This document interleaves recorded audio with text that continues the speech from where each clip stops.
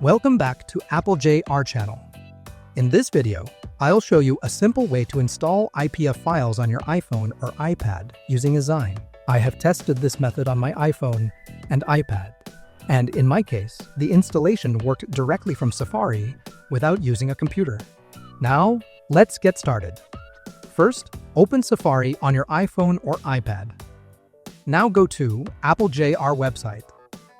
On the website, find the Esign installation page. Find the Apple JR DNS profile. Then, tap the Install Profile button. Tap Allow. Then install the profile by going to Settings. Hit Profile Downloaded and install the DNS profile. Once installed, go back to the website and install the Esign from the top list first. Tap the Install button. Tap Install to continue. After that, go back to your home screen. Now wait a few seconds until the Esign app appears.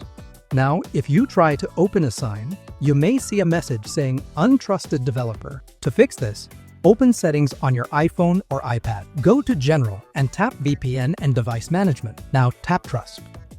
After that, go back to your home screen and open Esign again. Now Esign should open normally on your device.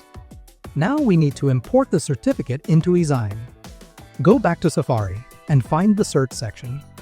Here, you will see a list of available certificates. For this tutorial, I'll select one certificate from the top list. Once certificate downloaded, go back to Esign. Then hit three dots on the right corner and tap Import. Then, select the certificate that you downloaded. Then, unzip the certificate. Open the folder and import the P12 file from the unzipped folder.